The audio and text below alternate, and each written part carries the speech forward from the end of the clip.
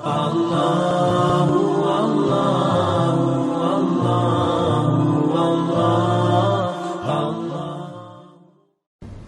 laki-laki yang hadir di sini, ikhwah.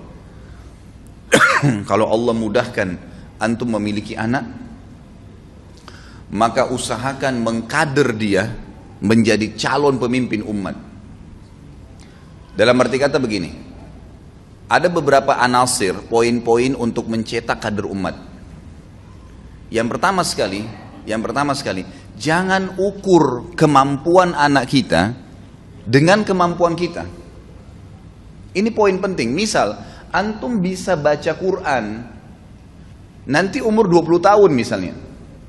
Atau menghafal Al-Quran sampai sekarang baru setengah juz. Lalu kemudian anak antum yang SD kelas 5, baru dilihat kurikulumnya ternyata 1 tahun harus hafal 2 juz. Kita tarik pemahaman 2 juz itu ke diri kita. Bisa nggak ya anak saya? Kayaknya terlalu besar 2 juz. Karena tolok ukurnya dirinya dia. Ini satu hal yang harus ditepis, dibuang jauh-jauh. Jangan pernah ada gap atau batas antara kemampuan anak kita dengan kita. Ini yang saya lihat hal mendasar yang ditanamkan oleh para ulama kepada anak-anak mereka. Makanya lahirlah anak-anak yang umur 6 tahun, 7 tahun hafal Quran. Mungkin orang tuanya dulu pemabuk, tapi anaknya hafal Quran. Karena mereka coba keluar dari sebuah batas atau sebuah tembok yang dia buat sendiri, dan syaitan dukung itu supaya mengukur kemampuan anaknya dengan kemampuan dia. Biarin, bebasin mereka dari sisi agama. Hafalannya luaskan, dukung terus. Ayah saya sudah hafal surah jin, alhamdulillah nak, tambah lagi, surah apa lagi, walaupun kita belum hafal, nggak apa-apa. Gitu kan? Jangan seperti banyak terjadi teman-teman kita, semoga Allah berikan hidayah. Mereka malah berpikir mewariskan keburukan kepada anak-anak. Dia dulu pernah berzina sebelum nikah, atau ikhwah akhwat kita hamil di luar nikah, wa na'udzubillah, dia ingin anaknya juga begitu. Itu yang diwariskan. Dia pakai jilbab nanti umur 30 tahun, dia mau juga anaknya seperti itu. Sekarang belum saatnya kalau masih SD, belum saatnya pakai jilbab. Ibu kan juga dulu nak, nggak apa-apa pakai jilbabnya setelah menikah, setelah punya anak 2. Ya kalau anak kita sempat nikah, kalau meninggal sebelum itu. Jadi ini poin penting dalam mencetak kader umat. Jangan pernah ukur tolok ukurnya kemampuan anak kita, calon generasi ke depan dengan kita sendiri. Yang kedua, selalu fokus ke masalah pendidikan agama.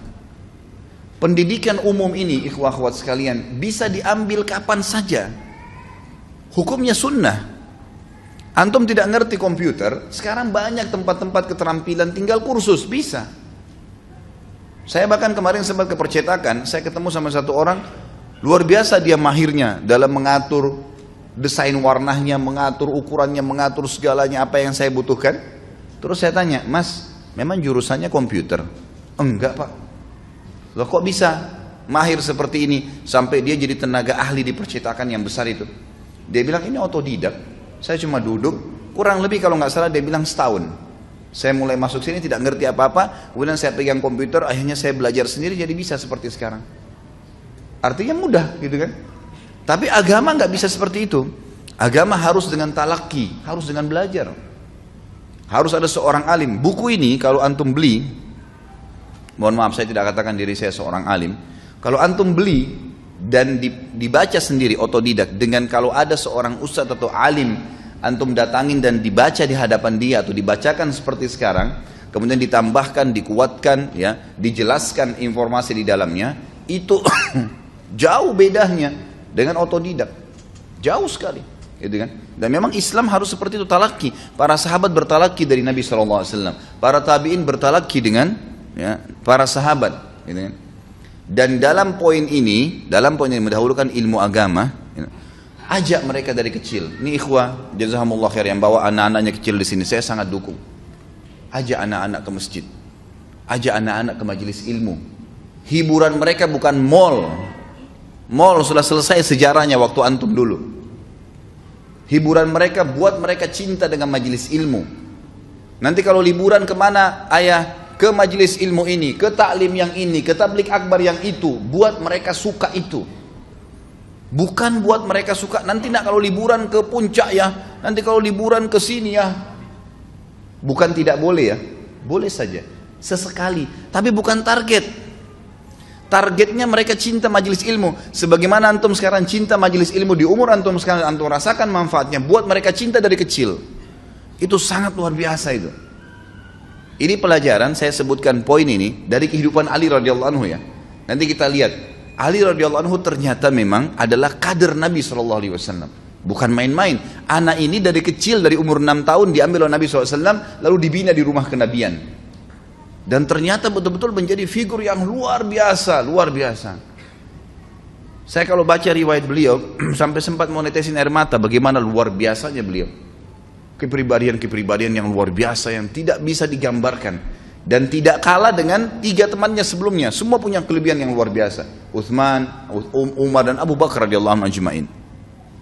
Luar biasa figur-figur ini tercetak, terorbit betul-betul. Dan saya lihat poin ini yang difokuskan oleh Nabi SAW. Gitu kan? Nabi SAW tidak pernah membatasi Ali karena umur 6 tahun kemudian tidak disampaikan wahyu. Apa saja agama disampaikan. Apa saja. Saya kagum dengan seorang ikhwah pernah datang ke saya di Kalibata. Saya pas selesai taklim, dia bilang, Ustaz, alhamdulillah saya bisa ikut pengajian Ustaz. Kenapa akhi? Sudah lama saya lihat di YouTube. Dan ini Ustaz, anak saya, ada anaknya mungkin kelas 2, kelas 3 SD. Kenapa anaknya Pak? Dia bilang, ini anak saya, setiap malam kalau mau tidur saya dengarkan ceramah Ustaz. Awalnya. Sekarang Ustaz ketagihan, setiap mau tidur harus dengar ceramahnya Ustaz Khalid. Dan hampir semua ceramah sudah didengar sama dia dari YouTube. Gitu kan? Sekarang setiap malam dia ketagihan dengar ceramah. Itu kalau ayahnya mati, saya jamin sudah jadi amal jariah itu. Jadi yang diidolakan seorang alim, seorang dai, sekali lagi saya bukan katakan diri saya, siapapun Ustaz ya, siapapun yang memang kebetulan ada, kita punya peluang, alhamdulillah. Cuma saya bahasakan diri saya di sini karena memang teman-teman di sini, alhamdulillah tim kita sudah ada yang memang langsung mengupload, gitu kan. Kalau ada ustadz yang lain silakan, siapa saja yang bisa berikan manfaat. Tapi memang harus ilmu agama di sini. Fokusnya adalah masalah ilmu agama. Itu kewajiban. Sementara ilmu lain itu umum. Ilmu lain umum. Yang ketiga, hubungkan antara fasilitas yang diberikan kepada anak-anak itu dengan prestasi. Dengan prestasi. Kalau kamu hafal 5 juzna, ayah berikan sepeda. Emang begitu? Apa yang dia minta? Ayah minta ini. Baik, syaratnya ya 2 juz Quran. Nih surah ini nak hafalnya. Selalu Quran. Kalau sudah hafal Quran, sekian 10 hadis. Setiap bulan 10 hadis kasih duit, nggak apa-apa. Oh nanti Ustaz dia tidak ikhlas. Itu bukan masalah ikhlas atau tidak ikhlas. Tidak ada hubungannya orang keikhlasan dengan terima duit. Kalau seandainya kita mau bicara keikhlasan, maka tidak perlu ada yang berinfak. Sekarang kalau misalnya satu orang berinfak di jihad di jalan Allah nih, dia keluarin duitnya, dia berikan kuda, unta semua. Terus orang yang terima, gimana orang yang terima itu? Berarti dia tidak ikhlas karena dia terima dari orang lain. Enggak ada hubungannya. Ikhlas itu bicara masalah hati. Kalau begitu semua dosen nggak boleh terima gaji dong. Nggak ada hubungannya itu.